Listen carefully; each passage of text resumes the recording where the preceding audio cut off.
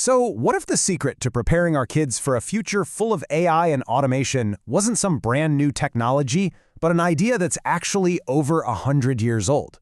Well, today we're going to dig into why the Montessori method is being seen by so many as the blueprint for the future of education.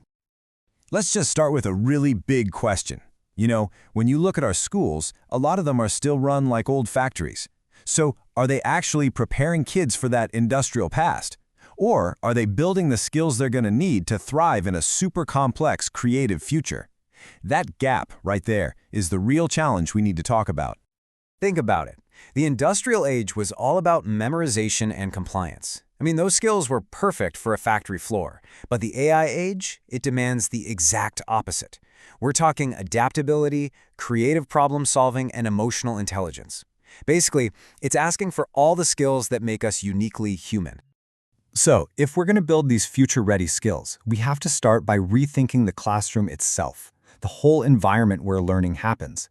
It's a huge shift from just focusing on memorizing stuff to aiming for real, genuine mastery.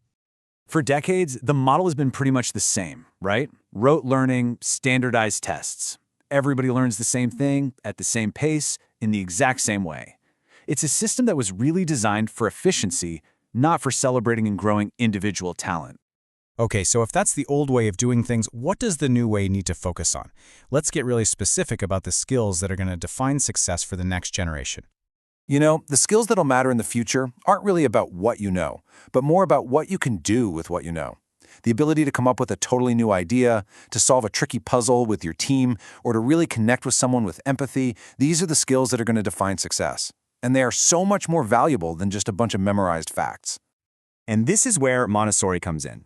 And what's so incredible about it is that this method isn't just some different teaching philosophy. It's a system that, somehow, predicted what modern neuroscience is only now confirming about how our brains actually learn best. It's wild. 100 years. Seriously, think about that. That's how far ahead of her time Maria Montessori was. The principles she figured out just by observing children over a century ago are now being proven right by brain scans and cognitive studies. It's truly remarkable. And here's the proof right here. Modern science now confirms that kids need to move to learn. We know for a fact that hands-on activities literally build stronger pathways in the brain. A calm, orderly environment, well, that lowers a child's mental load, which frees up their brain to actually focus. And independence, turns out that's absolutely crucial for developing executive functions. Things like planning and self-control. These aren't just nice ideas. They're the core of Montessori, and they're backed by science. So what does this all actually look like in a classroom? Well, it all comes down to a really big shift, moving from a system that's led by the teacher to one that's led by the child.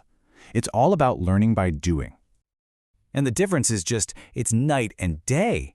Instead of a teacher at the front of the room telling everyone what to do, a child-led system lets kids follow their own curiosity. It's like swapping out that old assembly line model for a personal journey of discovery where every kid can master things at their own pace. The whole process follows this really natural cycle. It all starts by sparking a child's own curiosity. That curiosity then leads them to explore something with their own hands. Through that exploration, they get to a place of true mastery, which then builds the confidence and the independence to go tackle the next big thing. It's this powerful, self-reinforcing loop. And why does all this matter so much right now? Well, because this exact process is what builds those critical human skills. Things like creativity, critical thinking, leadership, empathy. These are the very things that a robot or an AI just can't do. When you zoom out, this whole approach is really pointing to one single powerful outcome. See, the goal isn't just to get a kid ready for their next test or the next grade level. It's to cultivate something so much bigger, a lifelong innovator. And that's the real long-term impact, right? When a child's natural love of learning is protected and nurtured, it just blossoms. They grow into adults who are always curious, who aren't afraid to create something new, and who are confident enough to lead. The foundation for a lifetime of innovation is really laid in these early years. This quote just says it all, doesn't it? The future isn't going to be built with the tools of the past. Worksheets and pure memorization, they're just not going to cut it in the complex, dynamic world our kids are walking into.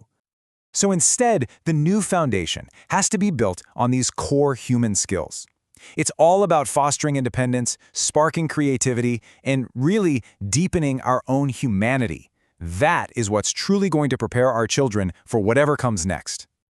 And so that leaves us with one final, pretty powerful question to think about. If what we really want is to raise a generation of innovators, creators, and leaders, where does that journey actually begin? As we've seen today, the answer might just lie in completely rethinking that very first classroom.